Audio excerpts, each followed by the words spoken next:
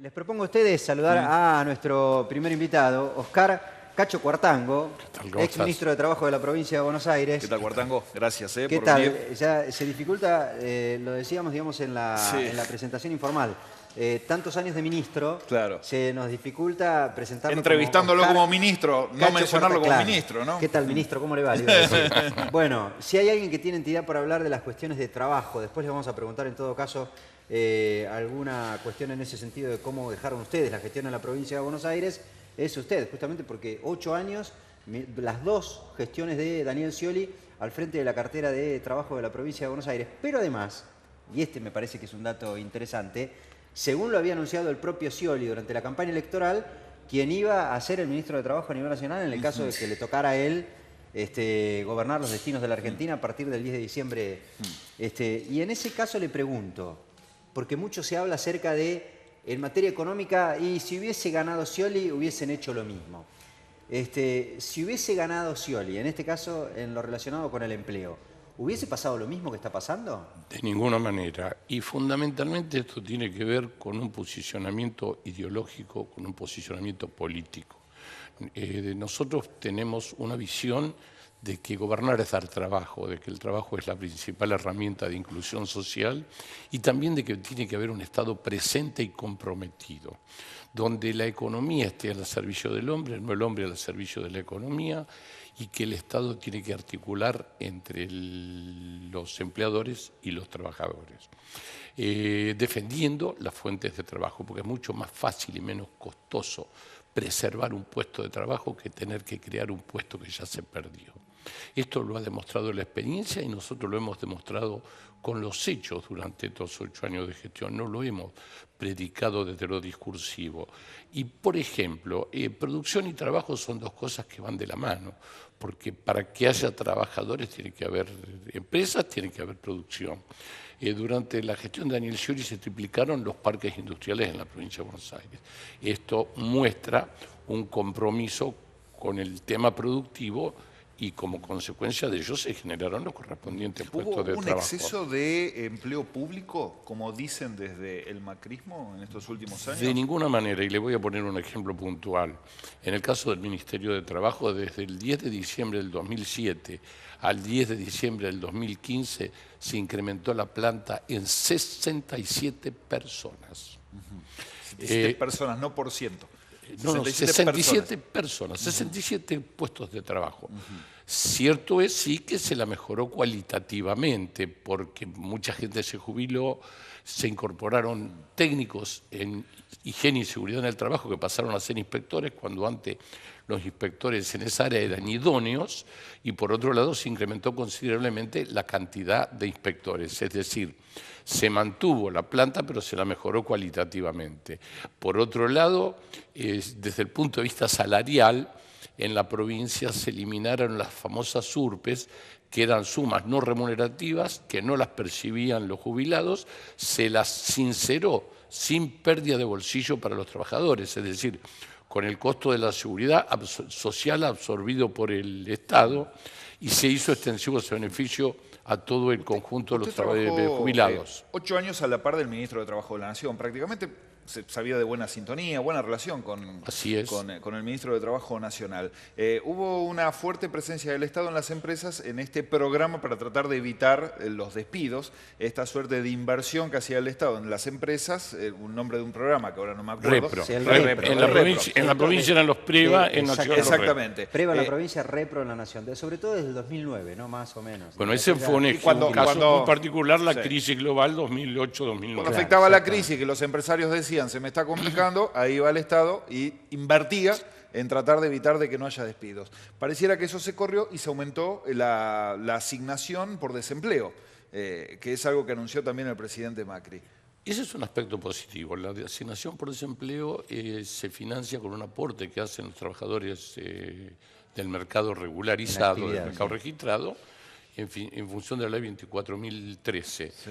Y con esos fondos se subsidia a aquellos trabajadores que pierden los puestos de trabajo por un determinado lapso de tiempo que va atado a la antigüedad que él mismo tenía en el empleo, hasta que consiga un nuevo puesto de trabajo. Ese es un aspecto positivo de la gestión que tenemos que reconocerlo. Ahora, Cuartango, usted decía recién, la verdad es que yo no hubiese hecho lo mismo, ni Scioli hubiese hecho lo mismo si le hubiese tocado gobernar la Argentina el 10 de diciembre, porque nosotros valoramos o dimensionamos de otra manera el rol del Estado en la generación de los puestos de trabajo, ese tipo de situaciones. ¿Y eso qué supone? Que el actual gobierno no, le importa bastante poco, digamos, los trabajadores, el hecho de que haya despedido semejante cantidad como se ha anunciado, que hubo despidos en la órbita del Poder Ejecutivo Nacional, ¿qué interpretan ustedes? ¿Que a Macri no le interesa, digamos, el trabajo? Tienen una visión distinta, que es que las variables económicas quedan sujetas a los avatares del mercado y nosotros no creemos que tiene que ser así con determinadas cosas. Pero Macri ha propuesto, y no se cansa de repetirlo, esta mañana insistió con eso, que va a llegar lo más cerca posible a pobreza cero. Es una expresión de deseo que valoramos, pero estamos muy lejos de eso. No nosotros, el Observatorio Social de la Universidad Católica Argentina, al cual la oposición, cuando nosotros éramos gobierno, invocaba frecuentemente porque sus indicadores eran duros, acaba de decir que se han incrementado desde la asunción de Macri a la fecha en 1,5 millones de pobres. Sí, alguien que lo escucha dirá, y ustedes subestimaban ese informe, digamos. Por Así eso como lo sobrevaloraban los que ahora son gobierno, por eso anticipé que era un informe que era duro con nosotros y sigue siendo duro, es realista. Es decir, los parámetros son los mismos. ¿Qué posición tiene usted acerca de lo que se debate en el Congreso de la Nación?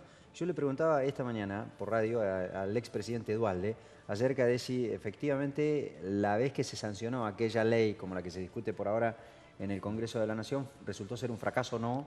La ley antidespidos. La ley antidespidos, exactamente. Como dice Macri puntualmente y varios de sus funcionarios de primera línea. ¿Qué posición tienen ustedes acerca de esa ley? Bueno, da la casualidad que cuando se sancionó esa ley, yo era jefe de gabinete del Ministerio de Trabajo de la Nación y Carlos Tomada era secretario de Trabajo. Es decir, un poco la hicimos nosotros. Y esa ley dio muy buenos resultados en circunstancias mucho más difíciles que las actuales. Porque pesada herencia es la que recibió Eduardo Duhalde el 2 de enero del 2002. ¿Y no es, como dice el macrismo, una ley para una herencia más pesada que para esta? No. Porque además debemos puntualizar que es una ley que es aplicable a los puestos de trabajo ya existentes y que no se le aplica a los que se creen de aquí en adelante, con lo cual la afirmación de que esa ley va a desestimular la creación de nuevos puestos de trabajo es una falacia porque no le es aplicable a los empleadores que creen nuevos puestos de trabajo. A mí me decía Duhalde hoy, hay algunas diferencias que no son menores, digamos. La primera de ellas es que aquella ley se discutió en el marco de un diálogo social, en el que formaban parte también los empresarios, además de los representantes de los trabajadores, de manera que había un compromiso distinto para encarar este tipo de Es verdad, el diálogo social que coordinó la Iglesia. Claro, que coordinó la Iglesia, efectivamente. Y la verdad es que eso parece ser que no está ocurriendo en la actualidad. De hecho, no está ocurriendo, no está. Hoy por hoy se corren, digamos, entre los representantes de la oposición, algunos hombres de ustedes. Pichetto, por caso, es el autor del proyecto que tiene media sanción en el Senado y hay algunos otros tantos proyectos presentados, algunos de ellos por el Frente Renovador en la Cámara de Diputados, que, nada, se juntaron entre ellos y los hicieron a como se les ocurre que debe funcionar. No se los consultó a los empresarios. Ustedes que defienden este proyecto, ¿no escuchan a los representantes, por ejemplo, de las pymes que dicen no sirve? No todos. Dentro de los representantes de las pymes hay quienes están acordando con este proyecto. Lo que sí dicen es que las pymes merecen un tratamiento especial en materia de una asistencia desde el Estado con los REPRO en el caso de Nación y con los PREVA en el caso de la provincia de Buenos Aires. Yo coincido en que las pymes y en particular las pequeñas empresas deben tener un tratamiento diferenciado. O sea, la única manera que funcione, digamos, este proyecto de ley es con una suerte de apoyo del Estado en este sistema, por ejemplo. No, es conveniente que las pequeñas y medianas empresas reciban un tratamiento diferenciado de parte del Estado. Voy más lejos. Para el concepto de, sobre todo de mediana empresa, no nos debemos limitar a mirar el número de trabajadores. ¿Por qué? Porque hay empresas mano de obra intensiva que tienen muchos trabajadores, pero son medianas porque tienen poca facturación. Y hay otras que no son mano de obra intensiva, que a pesar de tener pocos trabajadores, exceden el calificativo de medianas porque tienen muy buena facturación o muy alta facturación. Entonces yo creo que para este concepto hay que hacer jugar ambos factores, la cantidad de empleados y la facturación anual. Lo quiero traer a la provincia de Buenos Aires. Estamos en este momento con un paro de la SICOP, de judiciales. Seguramente también eran los gremios que a ustedes más les costaba cerrar las paritarias, tal vez los gremios más combativos, si se quiere, junto con ATE. Están haciendo una medida de fuerza por estas horas, otra vez un paro de 72 horas.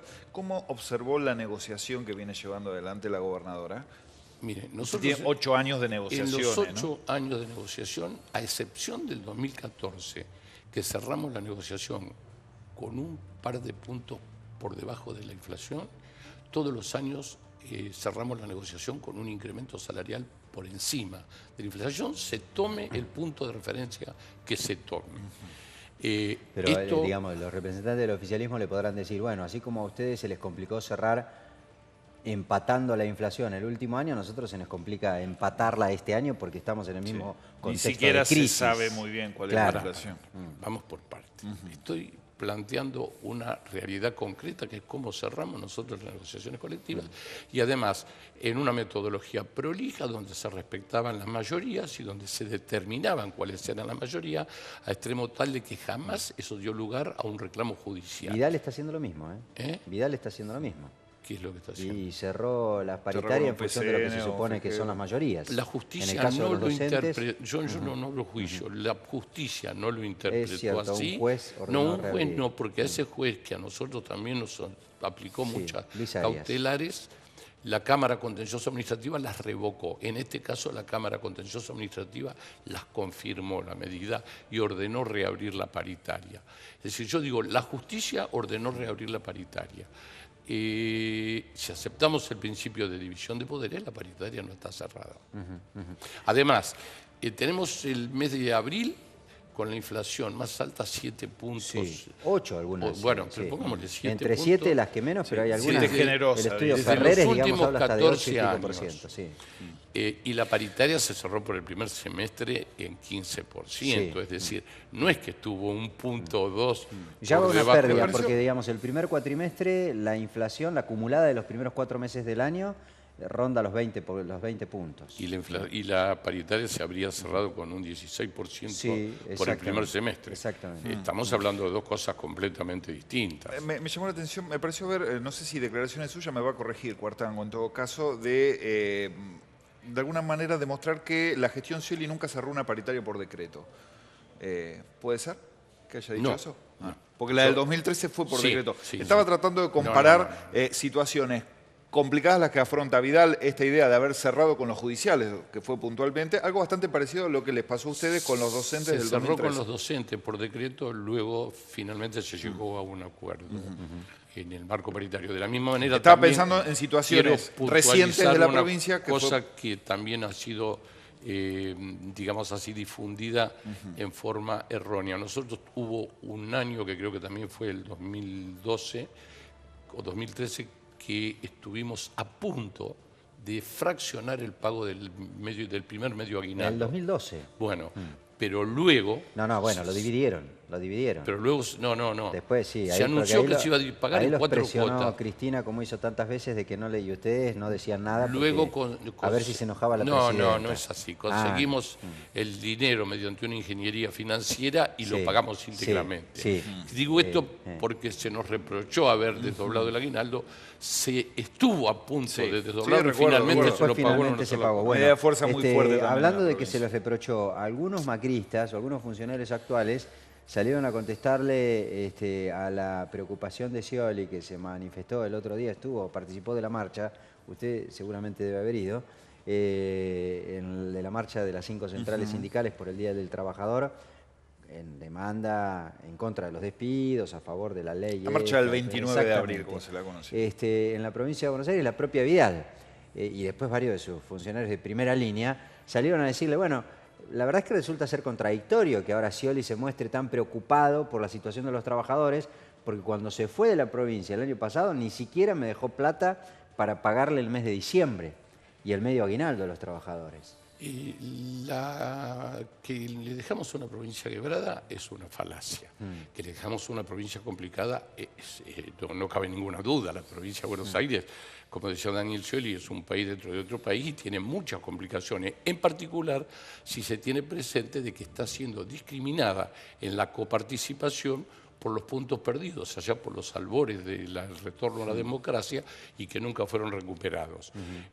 Pero no se le dejó una provincia quebrada. Primero no se le dejaron 300 millones de pesos de caja. Había en una cuenta 300 millones de pesos, pero en total había 3.000 millones de pesos, más el flujo diario de la recaudación del ARBA. Pero con 3.000 millones de pesos no pagan el sueldo de la provincia de Buenos Aires. Dejamos pagos. Los sueldos de la provincia de Buenos Aires de noviembre estaban pagos, asumieron el 10 de diciembre. No tenían 300 millones de pesos en caja. Tenían el flujo diario de por lo menos 300 millones de pesos diarios que recauda el ARBA.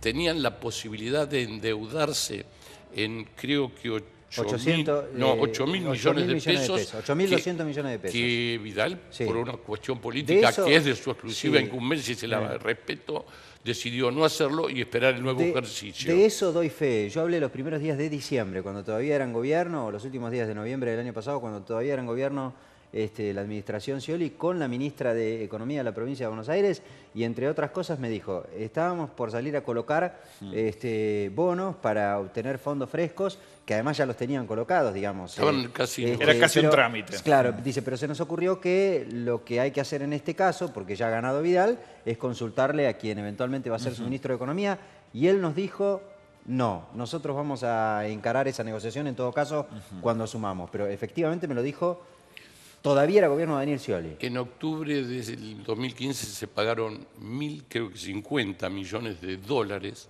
de deuda de la provincia que también podrían haberse retomado. Es decir, Vidal se encontró con una situación en la provincia compleja, pero mucho mejor que la que... ¿Ustedes aumentaron mucho la planta de personal en la provincia de Buenos Aires? No, 600... sí hubo un incremento importante en 2 áreas, o 3, por una cuestión lógica. La policía, la seguridad, que casi se la duplicó, y también se le dice que eran efectivos sin experiencia. Por supuesto, egresan de la escuela, la experiencia se adquiere en la calle, en la vida.